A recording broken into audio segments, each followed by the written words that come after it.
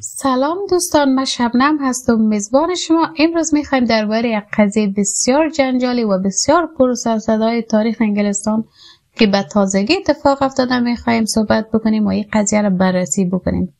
شما هم اگر مثل من علاقمند به اخبار هستین و اخبار تعقیب میکنین حتما نام لوسی لیتوی را این روزا شنیدین. بله، لوسی لیتوی. لوسی متولد 1990 در شهر هرفورد انگلستان است. پدرش جان مشاور مالی است و مادرش سوزان هم یک کارمند حسابدار است. لوسی هیچ برادر خواهر دیگه نداره و به اصطلاح خود ما یک دانه و نازدانه است.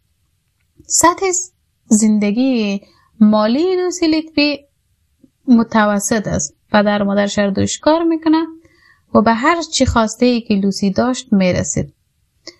از دید همسایه هایشان پدر و مادر لوسی آدم های بسیار بی‌آزار و محترمی بودن که سرشان به کار خودشان بودن و هیچ کاری به کار همسایه و دور و برش خود نداشتن.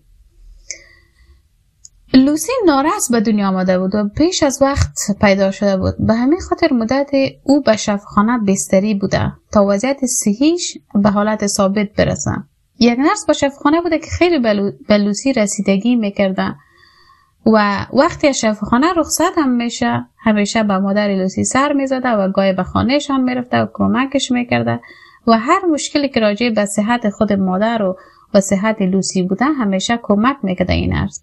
لوسی وقتی کلانتر میشه مادرش جریان نارس به دنیا آمدن لوسی رو برش قسم میکنه که تو بسیار سخت به دنیا آمدی و داخل دستگاه بودی و بسیار مدت زیاد در شفاخانه بستر بودی که یک نرس بود بسیار برای تو کمک کرد. اگر اون نرس نمی بود تو هم زنده نمیموندی. خلاصه از این گپا لوسی که یک طفل 6 ساله یا 7 ساله بود یا 5 ساله بود در این زمان بسیار تحت تاثیر گپا قرار میگیره و آنقدر گپا سرش تاثیر میکنه که میخواد خودش هم باینده یک نرس شود و دقیقاً از طفلای نارس نگهداری و مواظبت کنم.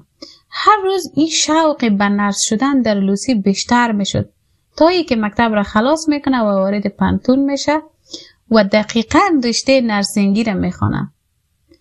جان و سوزان بسیار خوشحال بودن که دخترشان به دانشگاه میره و درس میخونه. کسانی که یک طفل دارن هر کاری که میکنه حتی یک کار مسخره و یا بسیار عادی هم که طفلشان میکنه به نظر پدر و مادرش بسیار فوق‌العاده و عالی معلوم میشه و برش افتخار میکنه. خب پدر و مادر لوسی هم همین قسم بود. لوسی دیگه از خانه پدر و مادر خود رفت و به پانتونی که در یک شهر دیگه بود یعنی در حقیقت در شهر چستر بود، شهری که از شهر خودش 2 ساعت یا 2.5 ساعت فاصله داشت. اونجا رفت پانتون. در پانتون هم یک دختر نرمالی بود که چند تا دوست داشت، چند تا خوارخونده یا دوستی داشت که هر جای میرفت همراه اونا میرفت و بسیار دختر درسخوانی بود. وقتی از دیگه دختر درباره لوسی سوال میکردیم میگفت بسیار دختر درسخوان است و اهل سرگرمی و یا میخانه رفتن و یا بایفرند بازی و گپا نیست. اولویت لوسی همیشه درس بود. همزمان که درس میخوان به 2 شفاخانه هم کار میکرد به حیث کارآموز تا اینکه سال 2011 لوسی با بلندترین نمره از دانشگاه فارغ التحصیل میشه. پدر و مادرش یک عکس همراه کالای فراغت لوسی گرفتن و به مجله محلی چاپ کردن و یک یادداشت هم نوشته کردن که ما برات افتخار میکنیم، ما عاشقت هستیم، به خاطر تمام تلاش ها و زحمت هایت بسیار زیاد تشکر لوسی.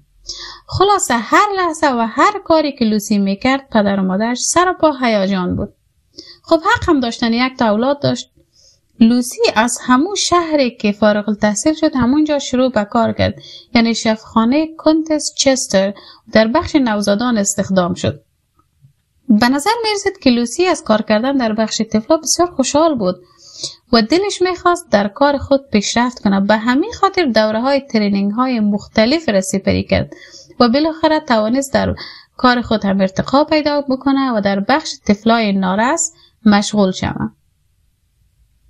طفلایی که پیش از وقت به دنیا آمده بودن مثل خود لوسی یا هم طفلایی که مشکلات صحی داشتن و نیاز به مراقبت‌های خاص داشت. روزهای لوسی همین قسم میگذشت تا که در ماه جون سال 2015 ورق برگشت. آمار مرگ و میر طفلا به یک باره از 0 به 100 ارتقا پیدا کرد. 8 جون 2015 2 طفل دوگانگی که 1 روزه بودن و 6 هفته قبل از وقت زایمان به دنیا آمده بود را به شفاخانه چستر آورده بود. طفلا یکی دختر و یکی بچه بود. لوسی در شفت شب کار میکرد. شفت شب 8 شب شروع به کار میکرد. روز همه چیز عادی بود و شب که شد که نوبت لوسی شد و تنها 20 دقیقه بعد از تحویل گرفتن طفلا صدای غالمغال لوسی تمام راهروهای شفاخانه را پر کرد که دکترها را صدا میکرد که کمک، که طفلی که بچه است کرش کرده، یعنی علائم حیاتی طفل به خطر افتاده بود. طفل نفس کشیدن نمیتونست. چند ثانیه بعد دکتر متخصص یعنی راوی جایرام، یک متخصص ایندی تبار بود که در شفاخانه کار میکرد، آمد و دید که لوسی ماسک اکسیژن بدن طفل مانده و طفل نمیتونه نفس بکشه. ضربان قلب طفل بالا بود و از همه مهمتر لکه های کبود به جان و به خصوص پایای طفل ظاهر شده بود که برای دکتر قسم عجیب بود و بی سابقه بود، به خصوص این لکه ها بر روی شکم طفل بود. اصلا تا امروز تو یک چیز را دکتر متخصص ندیده بود. 5 دقیقه بعد از این قضیه طفلک مرده اعلام شد. پدر مادر طفلا رفتن دم در بخش که دخترشان را زیر نظر بگیرن که چیزی نشه. دمدمای صبح بود که پدر طفلا از خستگی و جگرخونی زیاد چند دقیقه خوابش برد که دفعتاً صدای زنگ خطر مانیتوری که بالای سر دخترک بود هم به صدا درآمد. دکترها بازم هجوم آوردن و تمام تلاششان کردن تا دخترک را زنده نگاه کنه و این بار هم دکتر راوی جایرام میدید که پای دخترک همون لکه هایی که برای از بچگک ظاهر شده بود سر شکم و پای دخترک هم ظاهر شده. دکتر حیران بود که لکه ها از چی دلیل میتونه باشه. به هر حال تلاش های دکتر راوی نتیجه داد و دخترک زنده ماند.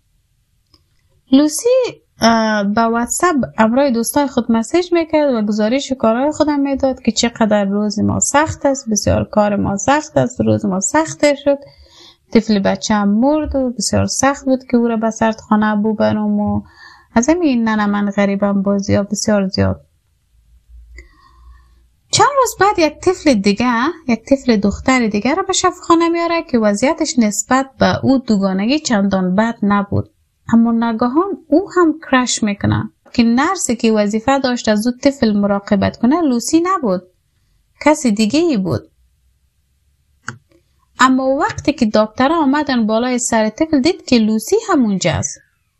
لوسی او شب مراقب 2 طفل دیگه بود. دکترها تمام تلاش خود را کردن که تا طفلک را نجات بدن که همینطور هم شد. از اولین کرش این دختر تا 5 ساعت بعد نفس میکشید و زنده بود. اما لوسی رفت و پدر و مادر دختر گفت میخواین برای طفلتان یک سبدی که معمولا جنازه طفلاره که به اون میمانه یک سبد خورترک، میخواین از این سبد براتان بیارم؟ در صورتی که طفل زنده بود و نفس میکشید. یا گفتم میخواین خداحافظی کنین همراه طفل خود یا یک کشیش براتان خبر کنم؟ در صورتی که طفل زنده بود. بعد از 5 ساعت برای بار دوم این طفلک کرش میکنه و این بار متاسفانه از دنیا میره. 1 هفته بعد یک طفل دختر دیگر آورد که با عفونت به دنیا آمده بود و در این بخش بستری شده بود. بین ساعت 1:30 تا 4 صبح این طفل 3 بار کرش کرد و در نهایت از بین رفت. او شب هم لوسی از این طفل مراقبت نمیکرد، اما مدام گردوبر طفل مثل شوپرک میچرخید. باز هم امو مسیج بازی امرای رفیقای خود و ناله های ساختگی امرای دوستای خود که بعد بود طفلا مرد ما نتانستیم نجاتش بدیم و غیره. 3 مرگ ناگهانی و 1 کرش که منجر به مرگ نشده بود فقط در 14 روز اتفاق افتاده بود. بسیار آمار عجیب غریب بود، در صورتی که آمار مرگ و میر نوزادای نارس در سال در تمام انگلستان 3 دانه است.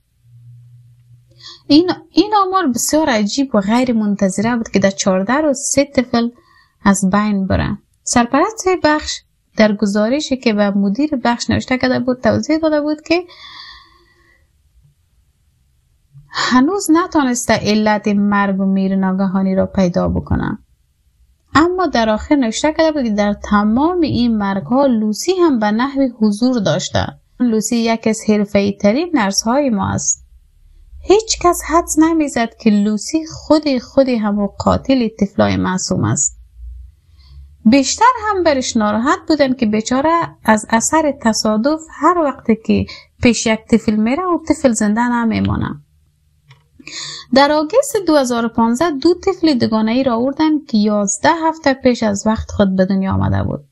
نرس مسئول نگهداری یک از این طفلا لوسی بود. ساعت 9 شب بود، یعنی یک ساعت بعد از شروع شیفت لوسی، مادر طفلا شیر خود کش کرده بود آورده بود که ببره به نرس بده که به طفلایش بده.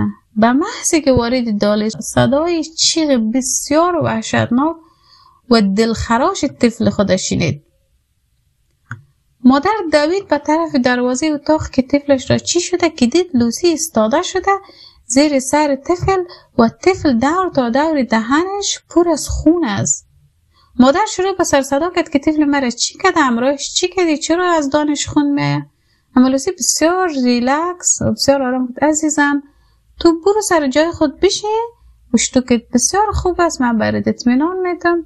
شیلنگی که از طریق طفل تغذیه میشه و بعد دانش است، اون گلون اشتوک از زخم کرده، از این خاطر خون آمده. تو برو، من دکتر را صدا میکنم، برات وعده میکنم که طفلت صحتمند و خوب است.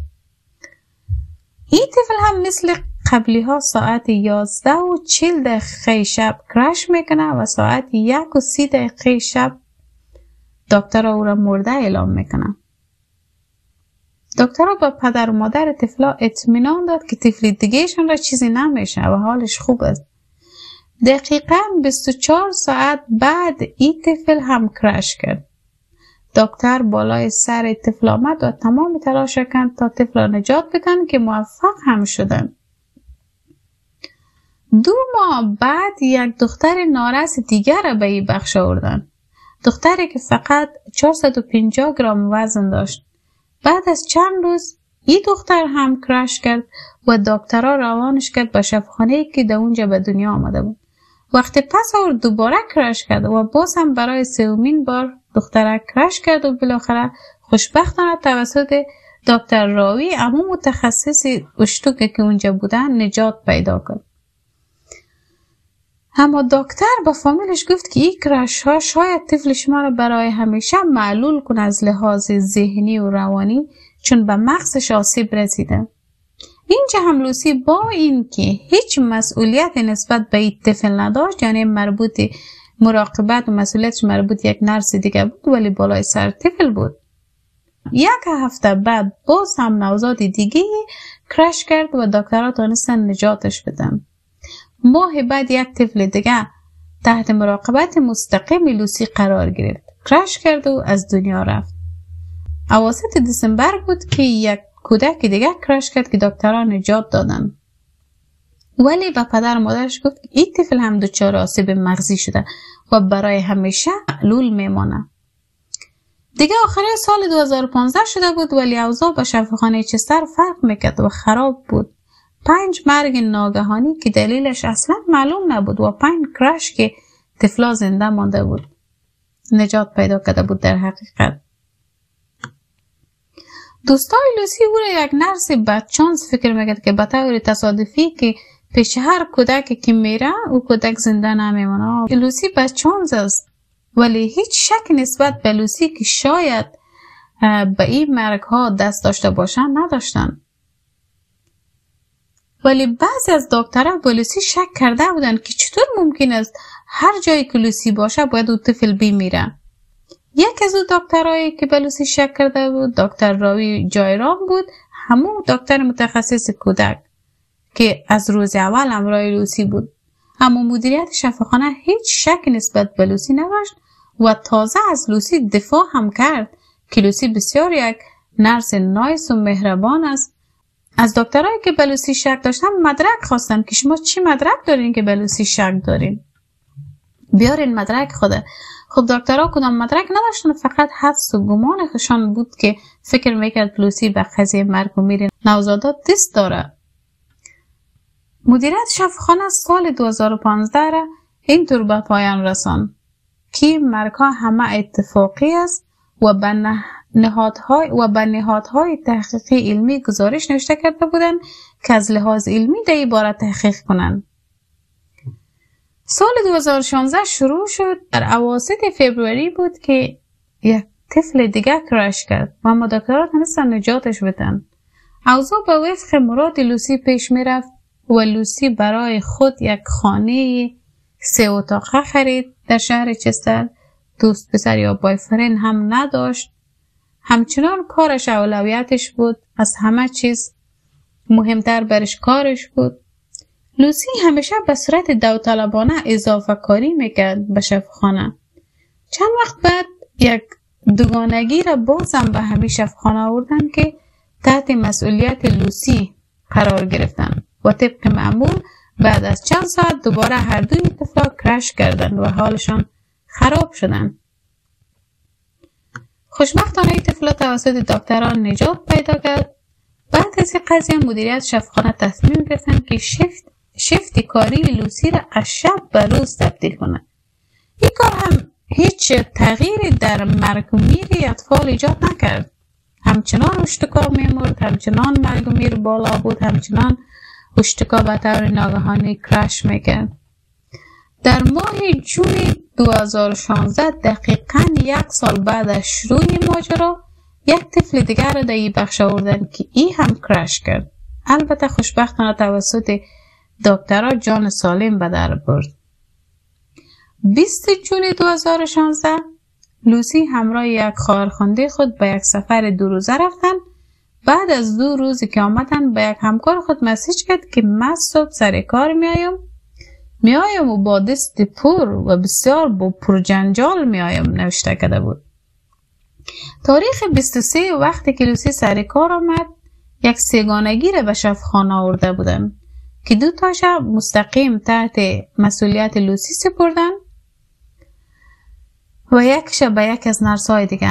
بعد از تحویل گرفتن طفلات طبق معمول اول یک طفل کرش کرد و از دنیا رفت. 13 دقیقه بعد کودک دیگهش کرش کرد و از دنیا رفت. این طفلا را به بغل گرفت و اشک تمسا بود که میریخت لوسی.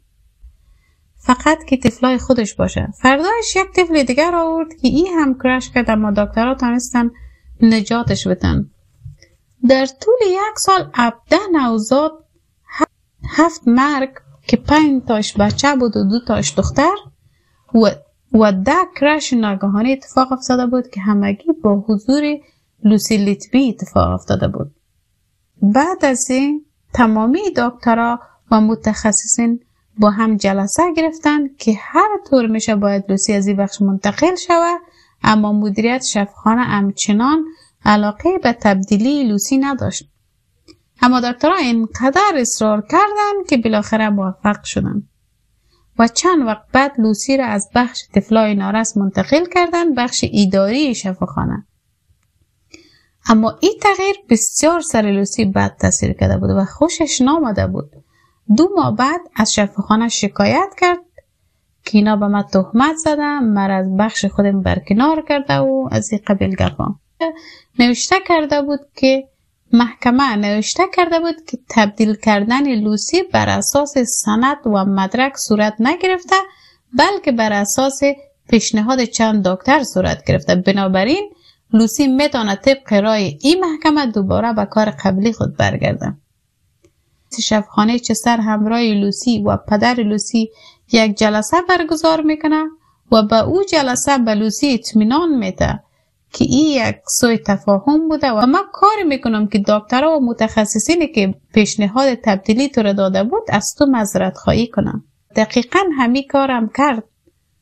رئیس شفاخانه دکترها را مجبور کرد که به صورت کتبی از لوسی معذرت خواهی کنه و تو میتونی 2 ماه بعد یعنی در ماه مارچ میتونی که به کار خود بیایی. بعد از معذرت خواهی دکترایی بودن که به هیچ عنوان دلشان نمیخواست که لوسی دوباره سر کار بیایه. به همین خاطر به ماه می 2017 به اولین بار به پلیس زنگ زدن و تمام اتفاقات 1 سال گذشته را گزارش دادن. اینطور شد که پای پلیس به این ماجرا باز شد. یک تحقیقات کاملا طاقت فرسا. از این لحاظ طاقت فرسا بود که یک قضیه پزشکی بود که دلیل مرگ طفلا را پیدا کنند. موضوع دیگه ای که هیچ کس به چشم خود ندیده بود که لوسی به این طفلا ضرر برسانه. یعنی عملا هیچ شاهدی نبود. هیچ چیز مشکوکی هم نبود که بتونه لوسی را متهم کنه.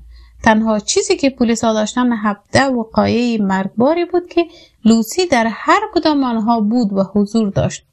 با این حال پلیس ها مطمئن بودند که لوسی مقصر است و این آدم حتما یک ربطی به این ماجرا داره.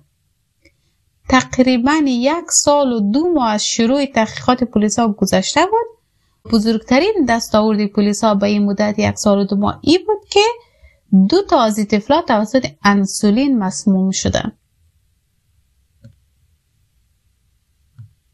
3 جولای 2018 لوسی همراه پدر و مادر خود از یک چکر چند روزه‌ای که رفته بود برگشته بود و به خانه لوسی بودند. ساعت 6 صبح یک موتر پلیس رفت پشت خانه لوسی. لوسی را دستبند زده بردن داخل موتر پلیس. 3 روز لوسی تحت بازجویی پلیس بود. هر 3 روز لوسی تمام تقصیرها را گردن اداره شفاخانه انداخت که مثلا نرس کم است و شفاخانه بیروباره است و مدیریت شفاخانه صحیح نیست و وظیفه خود دقیق انجام نمیده. ولی در این قسمت من موافق هستم که مدیریت شفاخانه وظیفه خود صحیح و دقیق انجام نمیده، یعنی تو اونجا وقت دستگیر میشدیم. در وقتی پلیس ها در مورد مسمومیت گفت، لوسی گفت بله این قضیه اتفاق افتاده، اما من مقصر نیستم و باید همکار مرا بگیریم. بعد از 3 روز لوسی به قید وثیقه از حوزه پلیس آزاد میشه و مستقیم خانه پدر خود شهر هرفورد میره. آنجا هم به صنفای یوگا و مدیتیشن و این چیزا ثبت نام کرده بود. خانه شخصی لوسی گپ‌های زیادی برای پلیسا داشت. اول اینکه خانه لوسی دقیق روبروی قبرستان بود، یعنی ویوی خانه لوسی روبروی قبرستان بود، یعنی وقتی از کلکین یا پنجره اتاق لوسی میدیدی مستقیما تو قبرستان میدیدی. هر کسی تو خانه رو نمیخره. دومین چیزی که خیلی توجه پلیسا را جلب کرد وسایل و دکور خانه لوسی بود که به هیچ وجه به خانه یک آدم بالغ نمیمان و بیشتر به فضای شفاخانه به خصوص بخش هشتکای نارس میمان. پلیس ها یک کتابچه خاطرات هم پیدا کرد از خانه لوسی که نوشته های داخلی او کتابچه بسیار جالب بود. او نوشته کرده بود که من اونا را کشتم چون من آدم خوبی نیستم. من کار اشتباهی نکردم ولی من اونا را کشتم. پلیس ها هیچ چیز را نمیتونن پیدا کنن. چرا باید پنهان شم؟ پلیس ها یک ماشینی که ورق را که کاغذها را از بین میبره، ورقا را از بین میبره، اسنادا و گپا را که داخلش میندازه از بین میبره، از گاراژ خانه لوسی هم پیدا کرد. کاراگاه پرونده معتقد بود که لوسی دختر بسیار باهوشی است و تا روزی که او را دستگیر کردیم او کار میکرد. یعنی 3 جولای 2018 تا او روز لوسی کار میکرد. حتما به گوشش رسیده بود که پلیسا تحقیقات شروع میکنه و حدس میزد که به خانهش یعنی بریم، اما کوشش نکرده بود که او مدارک را از بین ببره یا حداقل پنهان کنه. اونا به این نتیجه رسیده بودن که لوسی به عمد دست به وسایل و مدارک نزده. تقریبا 1 سال از بازداشت اولیه لوسی گذشته بود که تاریخ 10 جون باز هم پلیسا به خانه پدر لوسی رفتن و او را به جرم 7 فقره قتل کودکان و اقدام به 17 مورد قتل دستگیر کردند. این دفعه هم در کمال ناباوری لوسی به قید وثیقه آزاد میشه. بعد از گذشت 2.5 سال تحقیقات این بار پلیسا آماده دستگیری نهایی لوسی میشه. روز 10 نوامبر 2020 یک بار دیگر پلیس رفت که لوسی را دستگیر کنه به جرم 7 فقره قتل عمد و 10 فقره اقدام به قتل. این دفعه دستگیری لوسی فرق داشت. او همی بود که او حتی دیگر نمیتونست به قید وثیقه آزاد شود و باید تا زمان محکمه در زندان می بود. دوروبری های لوسی تا زمانی که محکمه رای خود صادر نکرده بود همچنان فکر میکرده که لوسی بیگناه است و اصلا باورشون نمیشد که لوسی اینطور یک کار را کرده باشه. برای اینکه لوسی همیشه یک انسان نرمال بود. هیچ وقت هیچ حرکت غیر عادی از لوسی کسی ندیده بود که حالا مثلا انتظار داشته باشه که او یک قاتل است. لوسی همچنان اظهار بیگناهی میکرد. در 22 مورد اتهامی که بالای لوسی وارد بود لوسی همچنان اظهار بیگناهی میکرد. یعنی همون مطلب که پیش قاضی و ملق بازی. 2020 تا 2022 لوسی منتظر بود که وقت محکمهش برسد که بالاخره در اکتبر 2022 وقت محکمه لوسی رسید و محکمه لوسی 10 ماه طول کشید که طولانی ترین محکمه قضیه قتل در تاریخ انگلستان است تا به حال. 300 نفر در این محکمه شهادت دادن و به حیث شاهد آمدن. برای هر کدام از قتل از این طفلا قاضی هفته‌ها مدارک و شواهد را بررسی کردند. 35,000 صفحه تنها گزارش پلیس بود که باید بررسی میشد و هزاران پیام واتساپ لوسی بررسی شد. همه اینها 10 ماه طول کشید که جزئیاتش خیلی زیاد است که از حوصله این برنامه خارج است.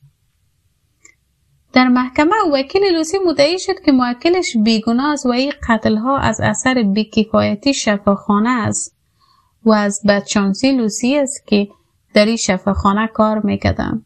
در جریان محکمه لوسی همیشه خاموش بود و به یک گوشه میشست و به طرف زمین خیره میشد و لام تا کام گپ نمیزد و هیچ احساسی از خود هم نشان نمیداد. همیشه ساکت بود تا ای که یک روز یک دکتر متخصص به خاطر شهادت دادن علیه لوسی آمد. لوسی با دیدن این دکتر شروع کرد به گریه کردن. مثل ابر بهاران همینطور اشک میریخت و گریان بود. سعی میکرد که از سالن خارج شد و بره به یکی از حلولهای محکمه بشینه. خوش نداشت همراه این دکتر چشم به چشم شود. ظاهرا لوسی عاشق این دکتر بوده که دکتر متأهل بود.